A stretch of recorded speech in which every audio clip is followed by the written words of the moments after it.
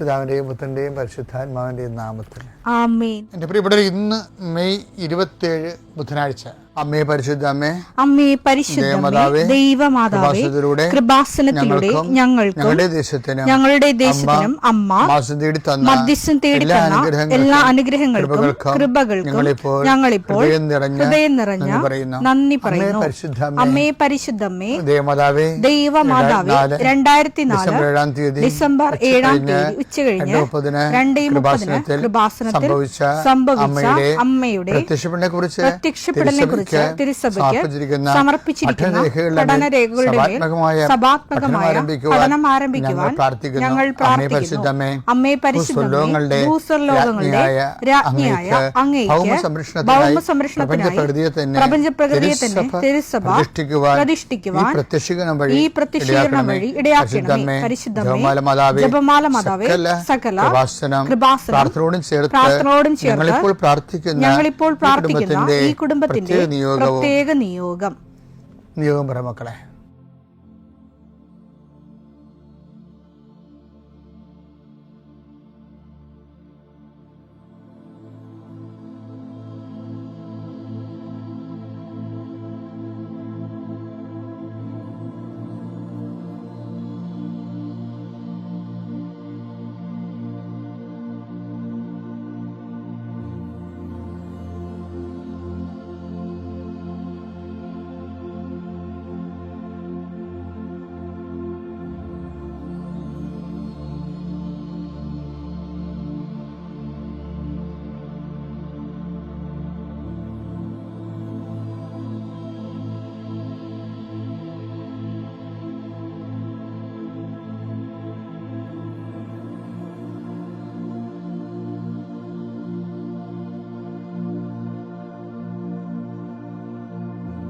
അമ്മയുടെ പ്രത്യക്ഷീകരണത്തിന്റെ ഈ അനുഗ്രഹവേളയിൽ ഞങ്ങൾക്ക് സാധിച്ചു തരുവാൻ കനിയണമേ.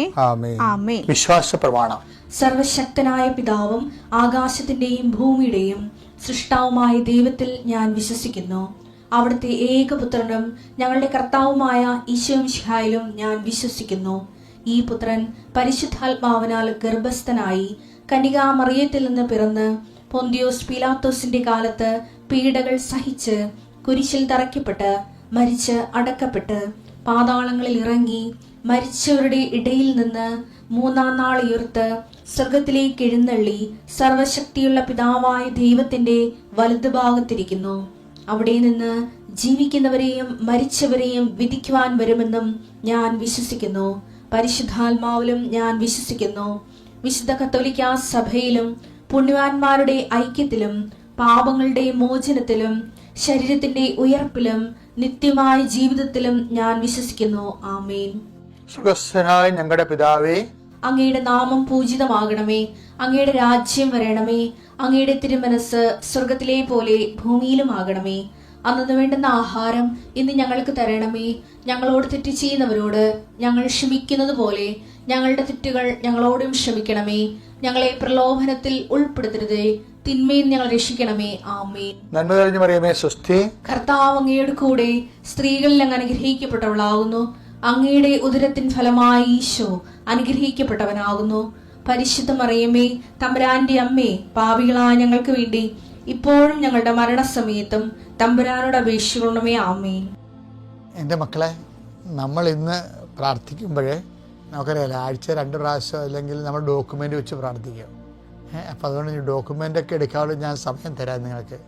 നിങ്ങളുടെ ഇപ്പം നീറ്റിൻ്റെ പരീക്ഷയൊക്കെ വരുന്നില്ലേ, 2 എഴുതാൻ പറഞ്ഞിരിക്കണില്ലേ, അതുപോലെ തന്നെ പല PSC പരീക്ഷ വരുന്നുണ്ട്. അതുപോലെ തന്നെ നിങ്ങളുടെ പ്രമാണങ്ങളില്ലേ, ജപ്തി നടപടികൾ, അതുപോലെ അളവുകൾ, തർക്കങ്ങൾ, വഴിത്തർക്കങ്ങൾ, അതിൻ്റെ സ്കെച്ചൊക്കെ ഉണ്ടാക്കണം മക്കളെ. വഴിത്തർക്കങ്ങളുണ്ടെങ്കിൽ അതൊക്കെ ഈ സമയത്ത് പ്രാർത്ഥനയ്ക്ക് ഈശോയ്ക്ക് കാണിക്കണം. കാര്യം ഈ പ്രാർത്ഥന ഒത്തിരി പേർക്ക്, 100 കണക്കിന് മനുഷ്യർ സാക്ഷ്യം പറയുന്നുണ്ട് ഈ പ്രാർത്ഥനയിൽ പങ്കെടുത്ത് വിടുതൽ പ്രാപിച്ചവർ. അപ്പോൾ എന്ത് രേഖയാണ് മക്കളിൽ ഉള്ളത്? പാസ്പോർട്ടോ, വിസയോ, റിജക്റ്റ് ചെയ്ത വിസയോ, എന്താ കയ്യിലുള്ളത്? എല്ലാ രേഖകളും എടുക്കും മക്കളെ. മിണ്ടാതെ പോയില്ല എടുക്കുക. കയ്യിൽ പേന എടുത്താലും കുഴപ്പമില്ല, പെൻസിൽ എടുത്താലും കുഴപ്പമില്ല, ഇൻസ്ട്രുമെൻ്റ് ബോക്സ് എടുത്താലും കുഴപ്പമില്ല, എന്ത് വേണമെങ്കിലും എടുക്കാം നിങ്ങൾക്ക്.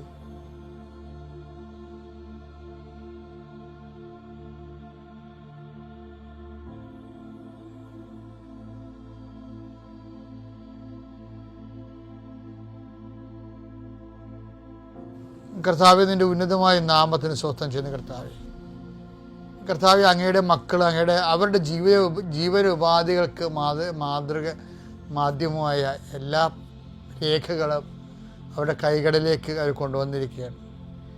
കർത്താവ്, സർട്ടിഫിക്കറ്റുകളുണ്ട്, പ്രമാണങ്ങളുണ്ട്, പാസ്പോർട്ടുണ്ട്, പല അപേക്ഷകളുണ്ട് ഈശോയെ.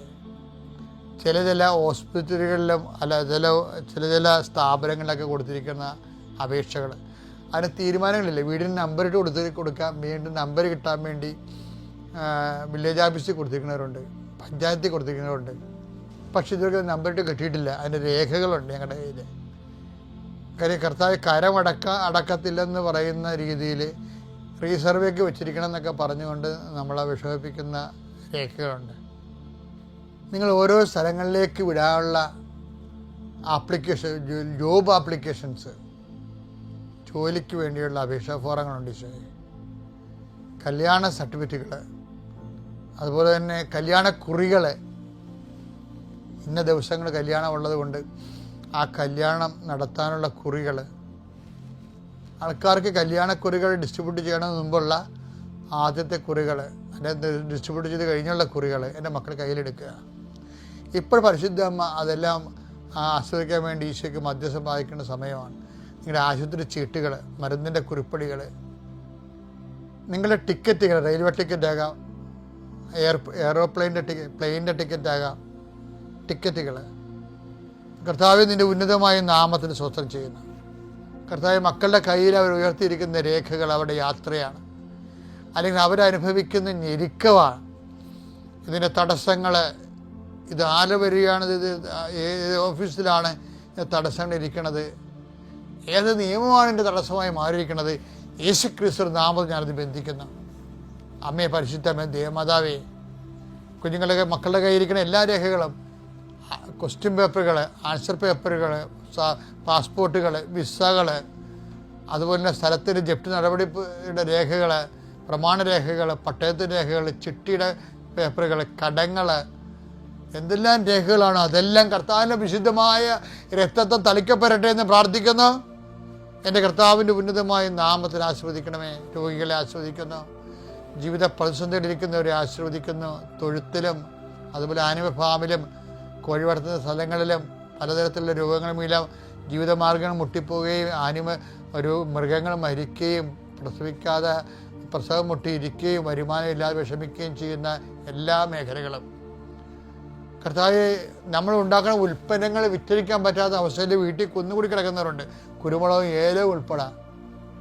അതുപോലെ പല പല കായ്ഫലങ്ങൾ വിൽക്കാൻ പറ്റാതെ വീട്ടിൽ കൂട്ടിയിട്ടിരിക്കുന്നവരുണ്ട്, കൂട്ടിക്കിടന്ന് നശിച്ചു പോകുന്നുണ്ട്. തർക്കപ്പുരയിടത്ത് തേങ്ങ മുളച്ച് കിടക്കുന്നവരുണ്ട് കർത്താവേ. ആൾക്കാർക്ക് എടുക്കാൻ പറ്റാത്തത് കേസായി കിടക്കുന്നവരുണ്ട് ഈശോയെ.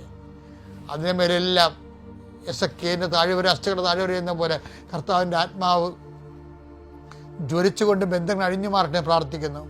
എൻ്റെ കർത്താവിൻ്റെ ഉന്നതമായ നാമത്തിൽ, സഭയുടെ അധികാരത്തിൽ, കുരിശിൻ്റെ അടയാളത്തിൽ, ദൈവത്തിൻ്റെ ശക്തിയാൽ നീ പോകുന്ന വഴികളിൽ സഞ്ചാരി മാതാവ്, സമയത്തിൻ്റെ അധികാരി, നിനക്ക് സന്ധിപ്പ് സമാധാനം നൽകട്ടെ, സൗഖ്യം നൽകട്ടെ. നിത്യം പിതാവും പുത്രനും പരിശുദ്ധാത്മാവായ സർവ്വേശ്വരനെ നീക്കുവാമേൻ. എൻ്റെ പ്രിയപ്പെട്ടവരെ, നമ്മളിന്ന് പലതരത്തിലുള്ള ദൈവസഹായങ്ങളെ കുറിച്ചാണ് നമ്മൾ ചിന്തിക്കുന്നത്. ഇപ്പോൾ ചിലരൊക്കെ ഈ തൊഴിൽ സംരംഭകരില്ലേ, ഇന്നൊരു സംരംഭക എൻ്റെ അടുത്ത് പ്രാർത്ഥിക്കാൻ വന്നിരുന്നു, ഇന്നല്ല കഴിഞ്ഞ ദിവസം. ഇപ്പോൾ അവരൊരു ഫ്രഷ് തേനിൻ്റെ ഒരു ആൽബം എനിക്ക് തന്നു. ഭയങ്കര എക്സിക്യൂട്ടീവ് ആൽബം, നല്ല രസമാണ് കാണാൻ. അപ്പോൾ അവർ പറഞ്ഞിരിക്കുന്നത്, ഞാൻ സംരംഭകയാണ്, എനിക്ക് വേണ്ടി പ്രാർത്ഥിക്കണമെന്ന്. അതാണ് ഒരു ഉടമ്പടി എടുത്തിട്ട് പറഞ്ഞിരിക്കുന്ന കാര്യം. പുതിയ സംരംഭകരൊക്കെ ചെയ്യണമെന്ന് അറിയാമോ? ഈ കേരളത്തിൽ വ്യവസായ കേന്ദ്രമെന്നും പറഞ്ഞ് എല്ലാ ജില്ലയിലുണ്ട്. ഖാദി ബോർഡ്, വ്യവസായ കേന്ദ്രം. അപ്പോൾ പുതിയ സംരംഭകർ എന്ത് ചെയ്യണത്, അവരുടെ ഈ ഖാദി ബോർഡും വ്യവസായ കേന്ദ്രമൊക്കെ കുറേ സെമിനാറുകൾ നടത്തും. എന്നിട്ട് നമുക്ക് സ്വന്തം നില ചെയ്യാവുന്ന സബ്സിഡിയുള്ള കുറേ വ്യവസായ സംരംഭങ്ങളെക്കുറിച്ച് അവർ നമുക്ക് പറഞ്ഞു തരും, അതിൻ്റെ ലീഫ്ലെറ്റൊക്കെ തരും. അപ്പോൾ നമ്മൾ നോക്കണത് ആ ലീഫ്ലെറ്റ് എടുത്തിട്ട് നമുക്ക് എന്ത് ചെയ്യാൻ പറ്റും? പന്നി വളർത്തൽ, കോഴി വളർത്തൽ, തേൻ ശേഖരണം, മെഴുകുതിരി നിർമ്മാണം, അങ്ങനെ കുറേ സാധനം. ഏതിനാണ് സബ്സിഡി ഉള്ളത്, ഏതാണ് നമ്മുടെ സഹകരണം ചെയ്യാൻ പറ്റണമെന്ന് നോക്കും. അപ്പം അങ്ങനെയാണ് ആൾക്കാർ ഓരോ വ്യവസായമൊക്കെ തുടങ്ങണതേ സ്വന്തമായിട്ട്, പിന്നെ ഡെവലപ്പ് ചെയ്ത് വരുന്നതാണ്. അപ്പോൾ ഈ സംരംഭകർ ചെയ്യേണ്ടത് ഒരു വിഷയം വെച്ചാൽ ബൈബിളിലും തിരയണത് വാസ്തവത്തിൽ നമ്മളിതാണ്. ചില സമയത്ത്, എപ്പോഴും അല്ല, എന്തെല്ലാം സഹായം ദൈവത്തിൽ നിന്നുണ്ട്. ഒരു ആധ്യാത്മികമായ ഒരു സംരംഭം, കൃപ ഉൽപ്പാദിപ്പിക്കുക എന്നുള്ള സംരംഭമാണല്ല, ആത്മീയ സംരംഭമാണ് കൃപ ഉൽപ്പാദിപ്പിക്കുക എന്ന് പറയുന്നത്. നമുക്കറിയാം, ഒരു ക്രിസ്ത്യൻ ഒരു ഫെയ്ത്ത് എന്ന് പറയണത്, ക്രിസ്ത്യൻ ഫെയ്ത്ത് എന്ന് പറയണത് ബേസ് ചെയ്തിരിക്കുന്നത് ബ്ലെസ്സിങ്സിലല്ലെന്ന് ഞാൻ നിങ്ങളോട് എപ്പോഴും പറയും. എന്താ കാര്യത്തിൽ ബ്ലെസ്സിങ്സ് എന്ന് പറയുമ്പോൾ ക്രിസ്തുവിന് മുമ്പ് ബ്ലെസ്സിങ്സ് ഉണ്ടല്ലോ, അപ്പോൾ ഞാൻ നിങ്ങളുടെ ഇടയ്ക്ക് പറയാറുണ്ട്, നിരീശ്വരവാദിയാണെങ്കിലും പ്രാർത്ഥിക്കാത്തവരാണെങ്കിലും ബ്ലെസ്സിങ്സ് കിട്ടിക്കൊള്ളൂ, ഒരു കുഴപ്പമില്ല. എല്ലാ നിരീശ്വരവാദികളും പട്ടിണി കിടക്കണം ഇവിടെ, അല്ലല്ല. ദൈവത്തെ തള്ളി പറയുന്നവരൊക്കെ പട്ടിണി കിടക്കണം, അല്ല. നിങ്ങൾ സന്താന പുഷ്ടിയുടെ പെരുകി, ഞാൻ ഈ പന്തിയിൽ തന്നെ പറഞ്ഞിട്ടുണ്ട് ഡെയിലി ബ്രെഡിൽ, നിങ്ങൾ സന്താന പുഷ്ടിയുടെ പെരുകി ഭൂമിയെ കീഴടക്കാൻ പറഞ്ഞു. കഴിഞ്ഞ മാസം പറഞ്ഞാൽ അവർക്ക് കൊണ്ട് ഓർത്താൽ മതി. ഇപ്പം നമ്മുടെ ഭൂമി എന്ന് പറഞ്ഞാൽ എന്താണ്? നമ്മൾ നടന്നു തീരണ സമയം, നമ്മുടെ ജീവിതം തീരണതാണ് നമ്മുടെ ഭൂമി. എവിടെ വെച്ച് തുടങ്ങി എവിടെ വെച്ച് ജീവിതം തീരുന്നു, അതാണ് നമ്മുടെ ഭൂമി. അപ്പോൾ ഭൂമി ആ ജീവിതം കീഴടക്കാൻ പറയുകയാണ്. ജീവിതം കീഴടക്കാൻ വേണ്ടി വിദ്യാഭ്യാസമുണ്ട്, തൊഴിലുണ്ട്. അതൊക്കെ ദൈവത്തെ വിളിക്കാതെ തന്നെ ഓട്ടോമാറ്റിക്കായിട്ട് ഈ മനുഷ്യന് ചെയ്യാൻ പറ്റുന്ന രീതിയിൽ ദൈവം ബുദ്ധിയെല്ലാം കൊടുത്തിട്ടാണ് പറയണത്, നിങ്ങൾ ഭൂമിയെ ജീവിതം കീഴടക്കണം, സന്താന പുഷ്ടിയുള്ളവരാകണം, പെരുകണം, ഭൂമിയെ കീഴടക്കണം എന്ന് പറയും. അങ്ങനെ അതാണ് ജനറ്റിക്കൽ ബ്ലെസ്സിങ് എന്ന് പറയണത്.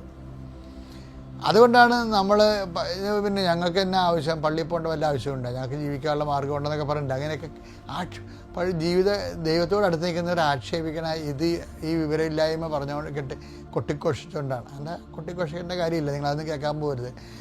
പക്ഷേ ക്രിസ്ത്യാനിറ്റിയിൽ വാട്ട് ഈസ് സ്പെഷ്യൽ, ക്രിസ്ത്യാനിറ്റിയിൽ എന്ന് പറയുമ്പോൾ എന്താണ്? അവൻ്റെ നാമത്തിൽ നമ്മൾ വിശ്വസിക്കണത്, അല്ലേ?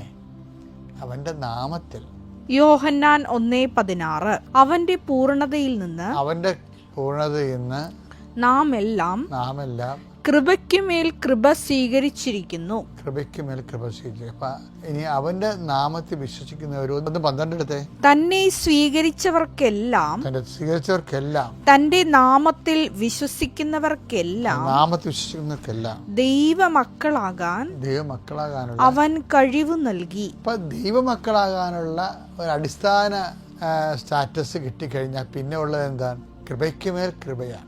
ക്രിസ്ത്യാനിറ്റിയിൽ നമ്മൾ ഉന്നം വെക്കുന്നത് ദൈവമക്കൾ. ഇപ്പം ജ്ഞാനസ്ഥാനത്തിലൂടെ ദൈവമക്കളാകാനുള്ള കഴിവ് നമുക്ക് കിട്ടും. പിന്നെ എന്താണ്?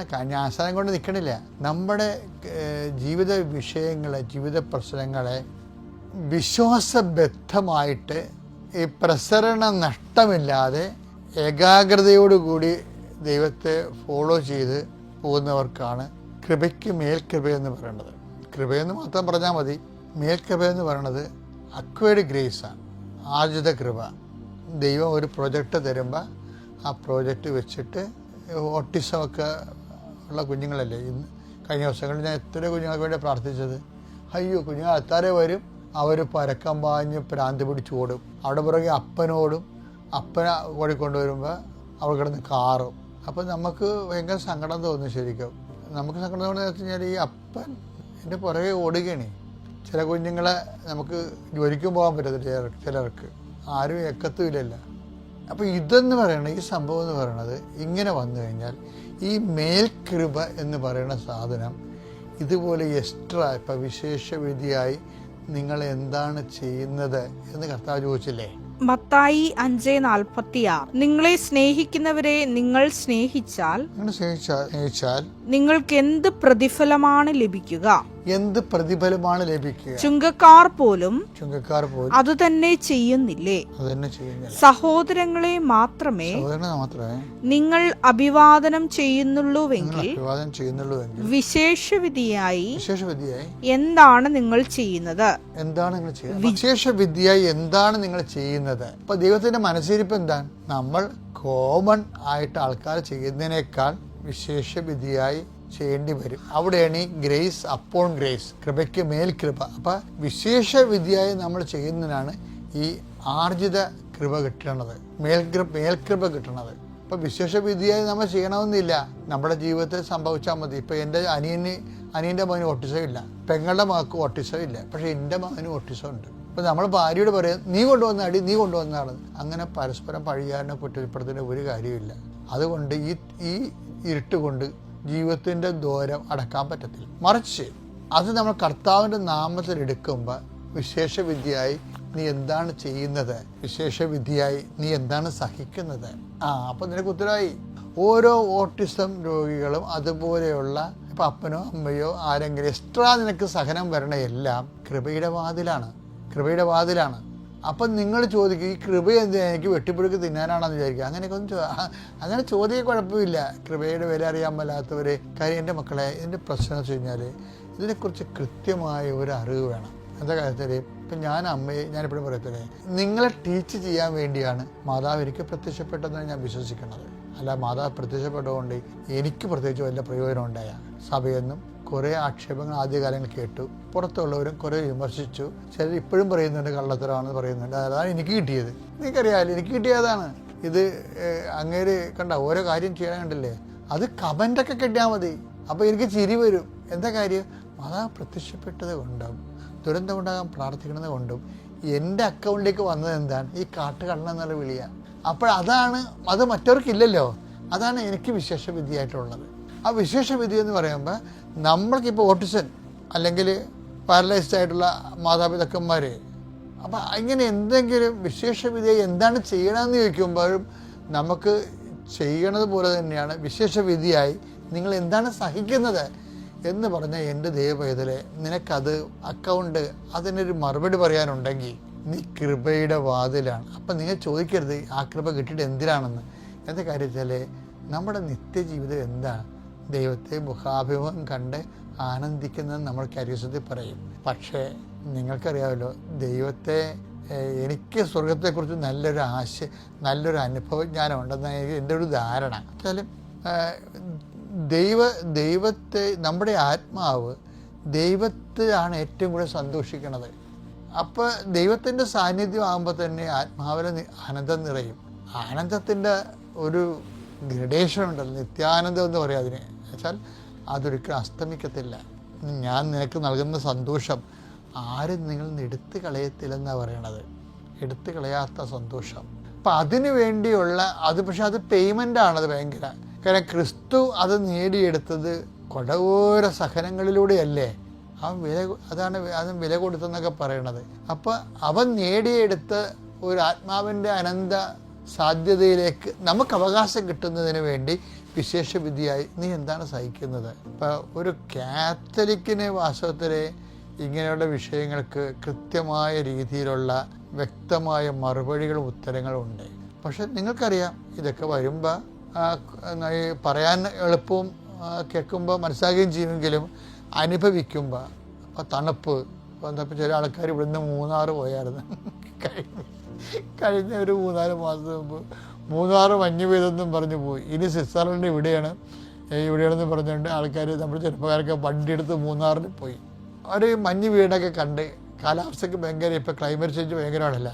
പക്ഷേ യഥാർത്ഥ മഞ്ഞ് വീണ കണ്ട നമ്മൾ പുറത്തിറക്കത്തില്ല. -4, -5, -8 എന്നൊക്കെ പറയുമ്പോൾ നമ്മുടെ കാര്യത്തിൽ തീരുമാനമാകുകയാണ് ശരിക്കും പറഞ്ഞത്. അപ്പോൾ സഹനമെന്നൊക്കെ പറയാൻ എളുപ്പമാണ്. അപ്പോൾ യഥാർത്ഥ സഹനം വരുമ്പോൾ ഇതുപോലുള്ള പ്രശ്നങ്ങൾ നമുക്ക് താങ്ങാൻ പറ്റാതെ വരും. ഇതുകൊണ്ടാണ് ഇതിന് ഗ്രേസ് വേണമെന്ന് പറയണത്. മനസ്സിലായ? ആ ഒരു സാഹചര്യത്തെ നീ അഗ്നിയിലൂടെ നടക്കും, അഗ്നി നിന്നെ വിഴുങ്ങത്തില്ല എന്ന് പറയുമ്പോൾ നീ വെള്ളത്തിലൂടെ പോകും. വെള്ളം നിന്നെ മുക്കിക്കളയത്തില്ല എന്ന് പറയുന്നതിനാണ് കൃപ എന്ന് പറയുന്നത്. ഒരു സാഹചര്യത്തിൽ പോകുന്നു, പക്ഷെ അതിൻ്റെ ആവിയും പുകയും തീയും പൊള്ളലും അനുഭവിക്കാതെ ആ ഒരു അധ്യായം നമ്മൾ ജീവിച്ചു തീർക്കുകയാണ്. അപ്പോൾ ഈ എന്തെങ്കിലും ഈ വിശിഷ്യ സഹനങ്ങളിരിക്കുന്ന ആൾക്കാർ എപ്പോഴും കൃപയെക്കുറിച്ചും നിങ്ങൾക്ക് വിശേഷവിധിയായ കൃപയുമുണ്ട്, അത് മേൽക്കൃപ എന്ന് പറയണത്. അപ്പം അതിനുവേണ്ടി നിങ്ങൾ ഈ വിഷയം വളരെ ദൈവികമായിട്ട് എടുക്കണം. ദൈവികമായിട്ട് എടുക്കുമ്പോൾ ദൈവം നിങ്ങൾക്ക് അത് അതിജീവിക്കാനുള്ള കൃപ തരും. കാര്യം ദൈവത്തെ ഞാൻ അടുത്ത ദിവസങ്ങൾ അത് നന്നായിട്ട് പറഞ്ഞു തരാം. ചില കാര്യങ്ങൾക്ക് നമ്മൾ എടുക്കേണ്ട തീരുമാനം. അപ്പോൾ നാളെ ശ്രദ്ധിക്കണേ. പിതാവിൻ്റെയും പുത്രൻ്റെയും പരിശുദ്ധാത്മാവിൻ്റെയും നാമത്തിൽ.